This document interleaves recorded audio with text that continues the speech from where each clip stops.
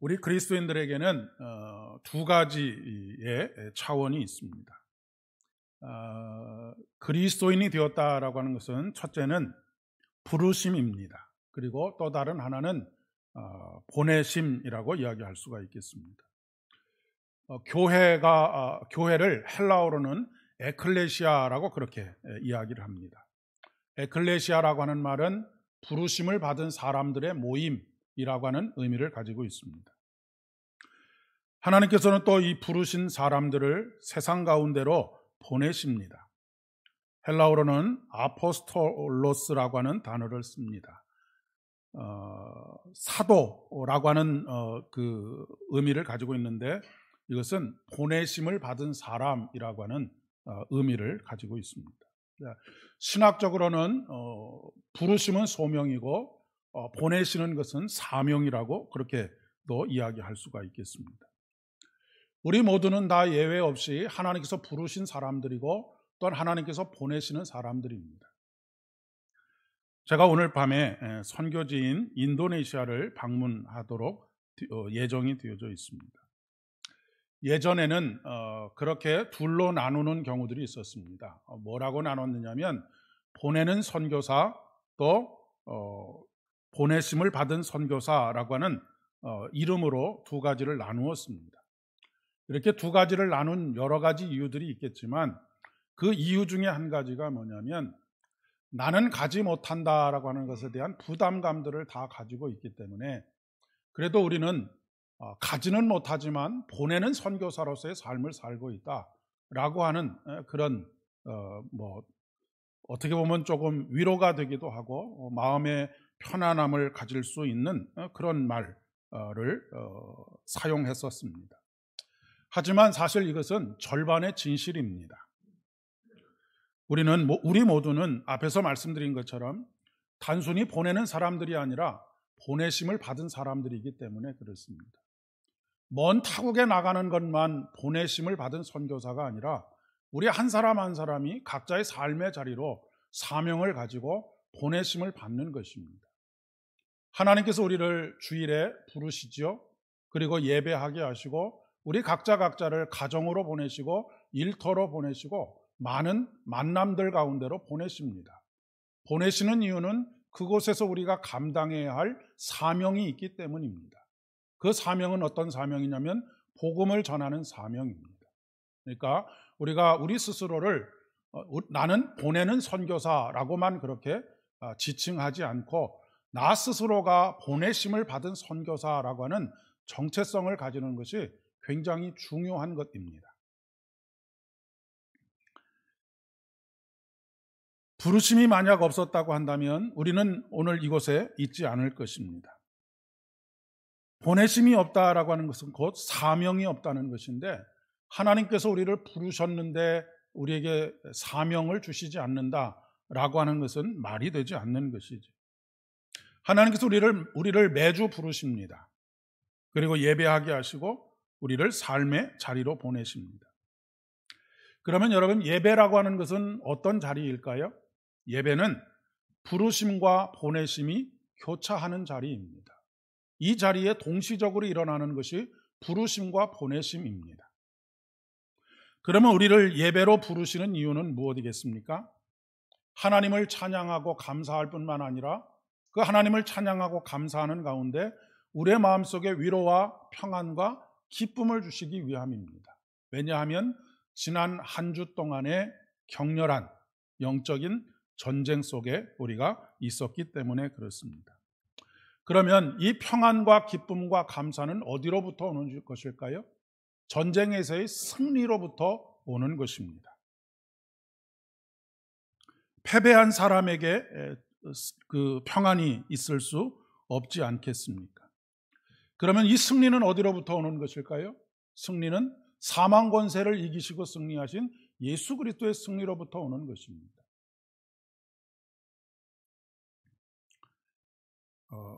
많은 경우 우리가 전투에서 이기고 전쟁에서 지는 경우도 있고 전투에서는 지지만 전쟁에서 이기는 경우들도 있습니다. 그런데 우리의 늘 관심사는 어디에 있느냐면 전투에서의 승리에만 있습니다. 그래서 전투에서, 당장의 전투에서, 눈앞에 보이는 전투에서 승리하기 위해서 무리를 하기도 하고 하나님의 방법이 아닌 방법들을 사용하기도 합니다. 그러나 우리에게 정말로 필요한 것은 전쟁에서 승리하는 것입니다.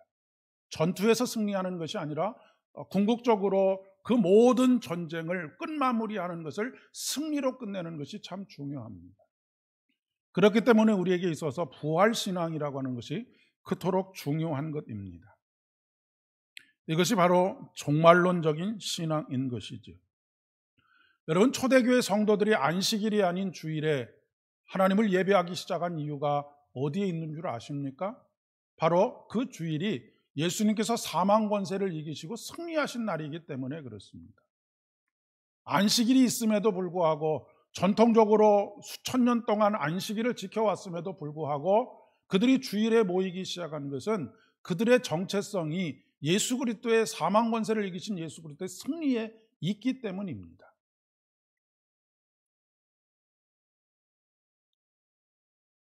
그렇기 때문에 그들은 항상 부활의 증인이라고 하는 정체성을 가지고 살았던 것이죠. 다른 것을 전한 것이 아니라 부활의 증인, 사망 권세를 이기신 예수 그리스도의 승리를 전하는 사람들로서의 정체성을 가지고 살았다라고 하는 것입니다. 그것은 단순히 말로 전한 것이 아니라 그 삶으로 살아내는 것이 부활의 삶입니다.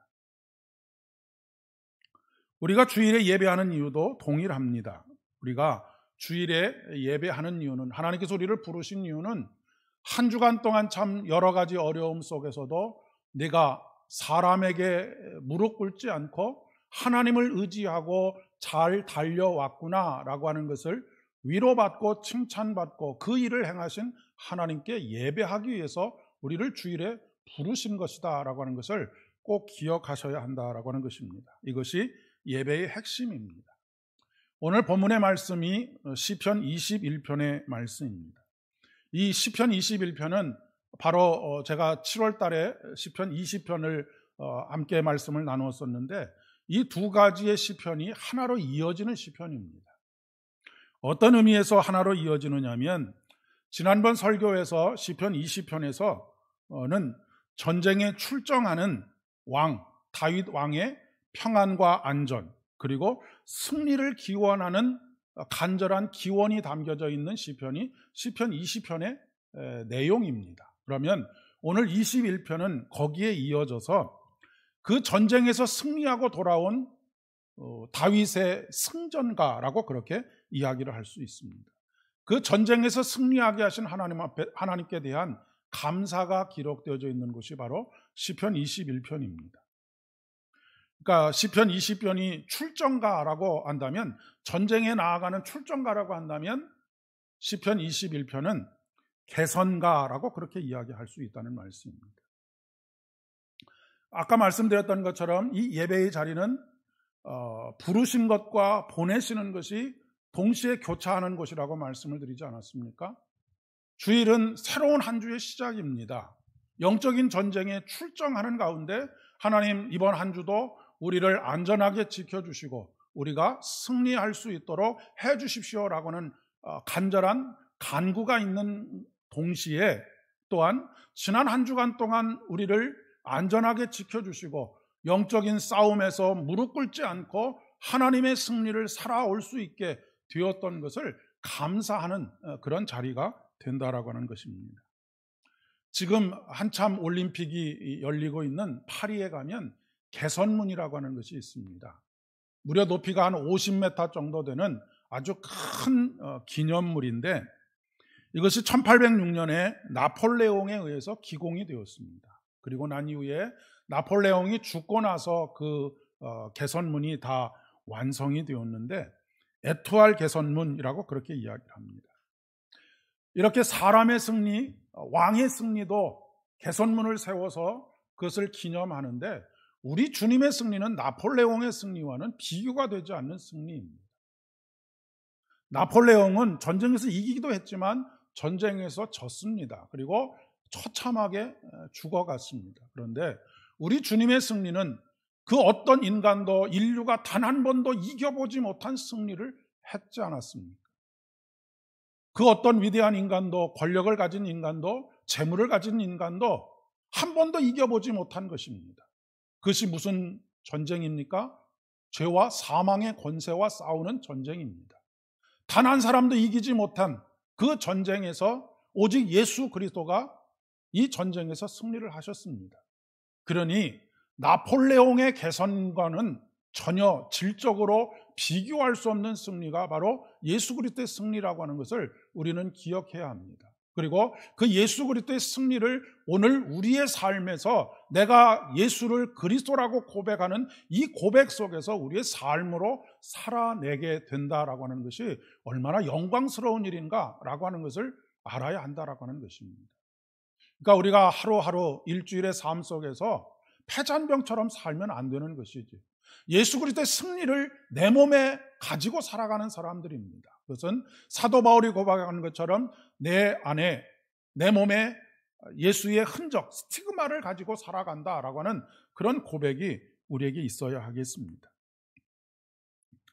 시편 21편은 다윗 왕이 전쟁에서 승리하고 오게 하신 것에 대한 감사라고 말씀을 드렸습니다. 그런데 여기서 중요한 것은 그가 전쟁에 승리했기 때문에 감사를 하고 있는 것이 아닙니다. 하나님을 기뻐하고 있다라고 하는 것입니다. 아까 우리가 전투에서는 승리하는데 전쟁에서 지는 경우들이 허다하게 있다는 말씀을 드렸습니다. 전투에서 승리한 것을 기뻐하는 것은 그것은 굳이 하나님이 아니어도 일어날 수 있는 일들입니다. 그러나 하나님께서 그 전투에 함께 하실 때 승리하는 승리는 이미 승리가 담보된 승리입니다. 그는 전쟁에 승리했다거나 아니면 전리품을 많이 얻었다거나 라고 하는 것 때문에 기뻐하고 감사하는 것이 아닙니다. 주의 힘으로 말미암았고 또 주의 구원으로 말미암은 승리를 지금 기뻐하고 있다라고 하는 것을 꼭 기억할 수 있어야 합니다. 그러니까 우리가 우리의 삶의 순간순간에 일어나는 크고 작은 전투, 그것의 승리에 일희일비할 것이 아니고 그 일들을 우리를 위해서 대신 싸우시는 하나님께서 나와 함께 하시는 것을 기뻐해야 한다라고 하는 것을 말씀하고 있는 것입니다. 사실 이스라엘의 승리는 군사력이 막강하기 때문에 승리했던 것이 아닙니다. 다윗 시대만 해도요, 다윗이 어마어마한 왕국을 이루었다라고 생각하시지만 물론 그렇죠. 영토가 그만큼 확장이 되었습니다. 그런데 그 당시에 다윗이 가지고 있는 무기라고 하는 것이, 이스라엘이 가지고 있는 무기라고 하는 것이 청동기 문화의 무기입니다. 그런데 이미 가나안 땅에는 철기 문화가 이미 깊숙이 들어와 있었던 그런 상황입니다. 그러니까 청동기를 가지고 철기 문화와 대적한다는 것은 어린아이와 마치 골리앗과 다윗의 싸움하고 똑같은 싸움입니다. 게다가 이스라엘 군대는 상비군이 아니었습니다. 그러니까 군인으로 이렇게 조직을 하고 훈련을 하고 한 그런 상비군이 아니고 농사를 짓다가 양을 치다가 적군이 쳐들어오면 농기구를 들고 나가서 싸움을 벌이는 그런 형국 속에 있었습니다. 사실 이 당시에는 칼을 가지고 있는 사람은 그 수많은 사람들 중에 몇 사람 되지 않았습니다. 아주 그 우두머리에 있는 사람들 몇 사람들 빼놓고는 다 이스라엘 백성들은 뭘 들고 나왔느냐면 자기가 집에서 농사를 짓고 양을 칠 때에 쓰던 것들을 가지고 달려 나왔다라고 하는 것입니다. 이길 수 있는 조건이 아무것도 없었습니다. 여러분, 다윗이 골리앗과의 전쟁에서 왜 물맷돌 5개를 들고 나갔겠습니까? 그 당시에 다윗에게는 칼이 없었기 때문에 그렇습니다. 지략이 뛰어나거나 무기가 월등해서 승리한 것이 아닙니다. 그런데 성경에 보면 다윗이 가는 곳마다 승리했다라고 그렇게 기록하고 있습니다. 하나님께서 다윗이 가는 곳마다 이기게 하셨습니다. 여러분, 이런 군대를 가지고 가서 이긴다라고 하는 것은 한두 번은 요행으로 있을 수 있는 일이지만 가는 곳마다에서 승리한다라고 하는 것은 불가능한 일입니다.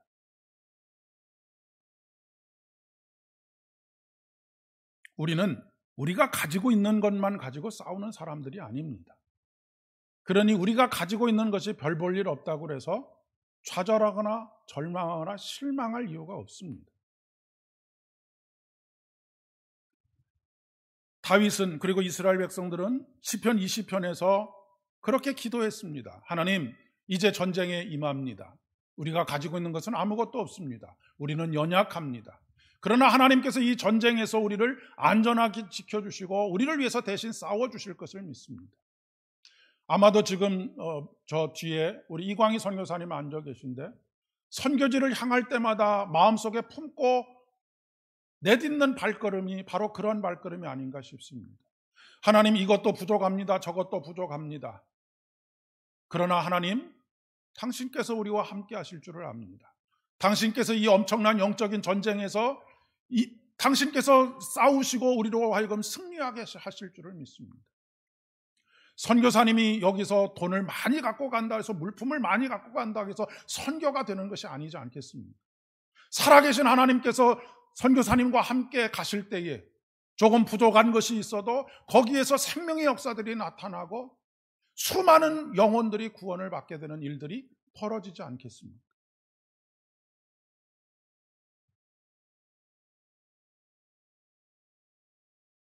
시인은 그의 마음의 소원을 들어주셨으며 그의 입술의 요구를 거절하지 않았다라고 그렇게 노래하고 있습니다. 우리가 기도하면 하나님께서 일하십니다. 우리가 기도하면 하나님께서 싸우십니다. 20절 5절의 말씀에 보면 여호와께서 내 모든 기도를 이루어 주시기를 원하노라 라고 했던 기도가 이루어졌음을 21편에서 노래하고 있는 것입니다. 하나님께서는 우리의 입술로 드린 기도뿐만 아니라 마음의 소원까지도 이루어 주십니다. 어떤 경우에 하나님, 입으로 기도하지 않고 하나님, 이것이 정말로 이루어졌으면 좋겠습니다 라고 하는 마음만 품어도 하나님께서 그 기도에 응답하실 때가 있습니다. 그래서 어떤 때는 마음에 품는 것 자체가 부담스러울 때가 있습니다.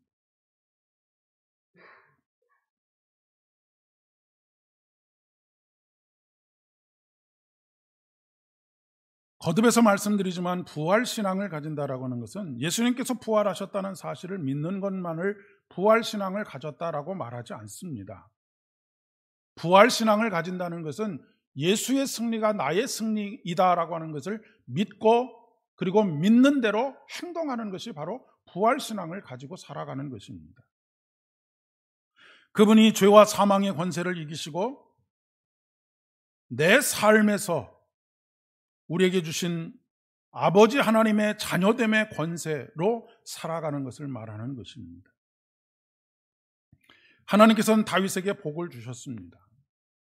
오늘 21편의 말씀에 보면 아름다운 복을 주셨다라고 그렇게 말씀하고 있고 영원토록 지극한 복을 주셨다라고도 표현하고 있습니다. 그런데 다윗에게 있어서 그의 인생에 아름다워 보이는 시간들만 있었던 것은 아닙니다. 아름다운 복이라고 하는 것은 전쟁에서 승리하는 것을 말하는데 다윗에게 항상 이 아름다워만 보이는 시간들이 있었던 것은 아닙니다. 그에게는 고난의 시간들이 있었죠. 골리앗과의 싸움에서 이긴 이후에 그가 명실상부 왕위에 등극할 때까지 10수년의 시간 동안 그는 고난의 시간을 보냈습니다. 말 그대로 사망의 음침한 골짜기를 지날 수 있었습니다. 그러나 여러분, 우리가 꼭 기억해야 할 것은 다윗에게 있어서 그 시간이 없는 다윗은 상상할 수가 없습니다. 왜냐하면 다윗은 그 시간 동안 하나님과 가장 가까이 있었기 때문입니다. 오히려 다윗은 왕이 되고 난 다음에 하나님과의 그 가까웠던 거리가 조금 멀어지게 되었던 것을 우리는 기억해야 합니다.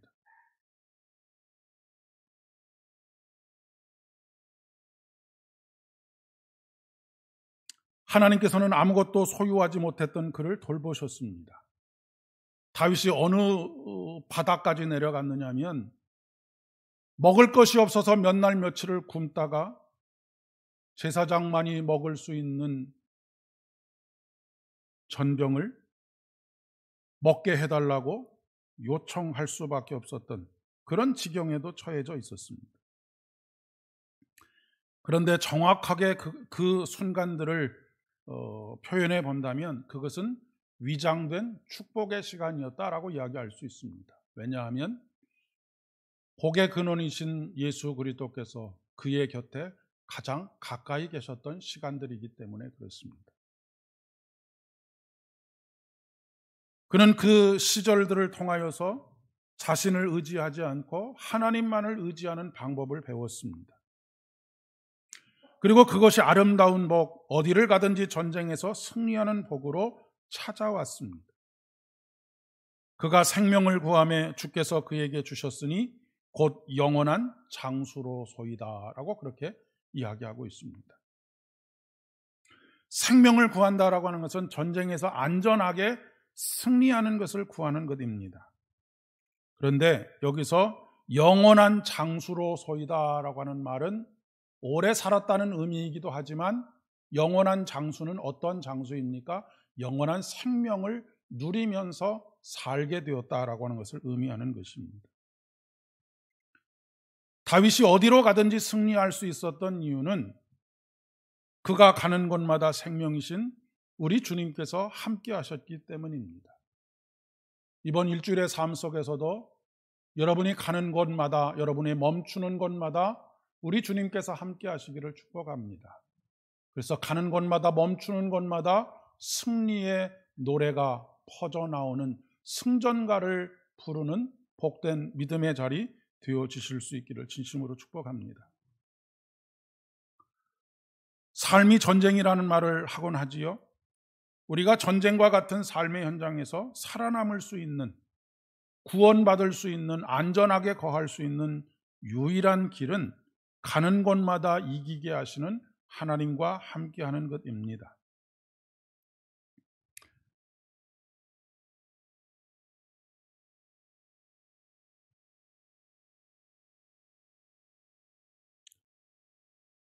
광야 40년 동안 이스라엘 백성들은 하나님께서 함께 하시는 것을 경험할 수 있었습니다. 그런데 문제는 그들의 삶의 자리에서 하나님의 임재와 현존을 경험하지 못할 때도 있었습니다. 그리고 악을 행하고 다른 신들을 섬길 때도 있었죠. 출애굽기 33장 3절 이하의 말씀에 보면 하나님께서 그들에게, 모세에게 말씀하십니다. 내가 너희들과 다시는 함께 가지 않겠노라고 선언하십니다. 이때 이스라엘 백성은 이 준엄한 말씀을 듣고 슬퍼하며 한 사람도 자기의 몸을 단장하지 않았다라고 그렇게 기록하고 있습니다. 그리고 여호와를 앙모하는 모든 사람들이 진 밖에 설치되어져 있는 회막으로 나아갑니다. 거기서 여호와께서 모세와 이렇게 말씀하십니다. 어떻게요?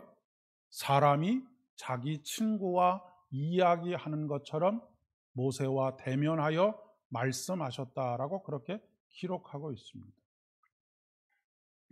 여러분, 우리가 우리의 삶에서 승리를 살아갈 수 있는 유일한 길이 하나님께서 우리와 함께 하시는 길이라고 한다면 우리가 하나님과 함께 하지 못하도록 하는 죄와 허물을 씻어내야 되지 않겠습니까? 그것이 우리 스스로를 아무 장식도 하지 않는 단정함으로 표현하고 있습니다. 그리고 하나님께서 우리에게 원하시는 것은 어떤 것이냐면 자기의 친구와 이야기하는 것처럼 대면하여 우리와 이야기하고 싶어 하신다라고 하는 것을 꼭 기억하셔야 합니다.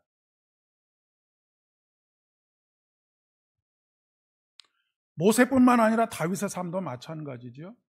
다윗은 사실 여러 왕들과 비교했을 때도 많은 실수도 했고 실패도 했습니다. 그러나 그는 하나님 앞을 떠나지 않았습니다.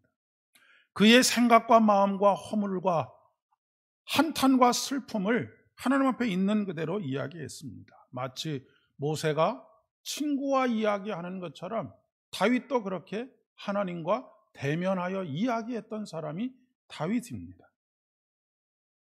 하나님께서는 그의 죄와 슬픔을 아셨습니다.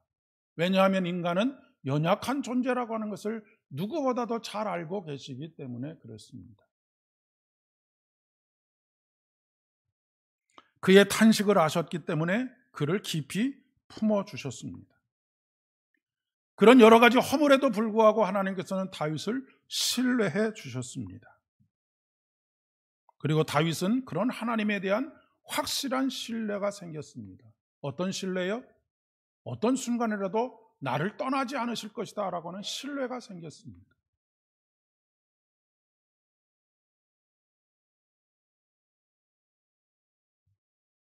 우리의 자녀들도 부모와의 관계 속에서 마찬가지입니다. 부모에 대한 신뢰가 생길 때 미주알 고주알 모든 것들을 다 이야기합니다. 그러나 부모와 신뢰가 생기지 않으면 마음을 닫고 입을 닫아버립니다. 그러면 어떻게 자녀들을 신뢰하고 있다는 것을 보여줄 수 있습니까? 어떤 잘못에도 끝까지 믿어주는 것입니다. 하나님께서 바로 그러십니다. 우리가 여러 가지 허물도 있고 우리가 여러 가지 연약함도 있지만 우리를 끝까지 믿어주십니다.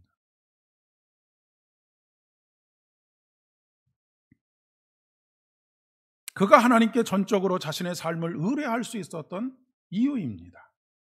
그리고 전적으로 자신의 삶을 의뢰할 수 있었기에 하나님께서 그가 가는 곳마다 이기게 하셨던 것입니다. 사랑하는 여러분, 전투에서 승리가 아니라 궁극적으로 전쟁을 승리로 이끄신 하나님을 기뻐하시는 여러분 되실 수 있기를 바랍니다. 전투에서 승리하려고 인간적인 방법을 사용하고 모든 수단과 방법을 동원하는 그런 삶이 아니라 우리를 이미 승리케 하신 그 하나님을 신뢰하고 그 하나님을 기뻐함으로 그와 동행하는 모든 삶의 자리에서 이기게 하시는 하나님의 승리를 살아가시는 저와 여러분 되실 수 있기를 바랍니다. 시편 23편에 그렇게 노래하고 있지 않습니까? 원수의 목전에서 내게 상을 차려주시고 기름을 내 머리에 부으셨으니 내 잔이 넘치게 될 것이다 라고 하는 찬양입니다. 이번 한 주도 이 아름다운 복이 저와 여러분의 복이 되기를 진심으로 축복합니다. 기도하겠습니다. 아버지 하나님, 은혜를 진심으로 감사를 드립니다. 때때로 우리가 우리의 욕심 때문에도 그렇고 여러 가지 인간적인 방법들을 사용하느라 전투에서 이기기도 하고 전투에서 지기도 하지만, 그리고 그것 때문에 마음이 괴로워하기도 하고 마음이 고양되기도 하지만, 하나님, 우리를 승리케 하시고 최종적인 전쟁에서 이미 승리하신 우리 주님과 함께하는 것이 우리의 승리의 비결인 것을 깨닫게 하여 주시오니 진심으로 감사를 드립니다. 이번 한 주간도 온전히 주님을 기뻐함으로 우리가 가는 곳마다에서 벌어지는 모든 전투에서 승리하게 되는 우리들 되어줄 수 있도록 은총을 더하여 주옵소서. 사람의 방법을 도모하지 않게 하시고 인간적인 생각들과 방법들을 동원하지 않게 하시고 오직 하나님을 기뻐하고 하나님을 신뢰함으로 당신께 모든 것을 내어 맡김으로 말미암아 우리의 연약함이 우리의 실패의 원인이 되지 않게 하시고 오히려 하나님의 능력이 나타나는 귀하고 복된 기회가 되어질 수 있도록 은혜 위에 은혜를 더하여 주시옵소서. 예수님의 이름으로 기도드립니다.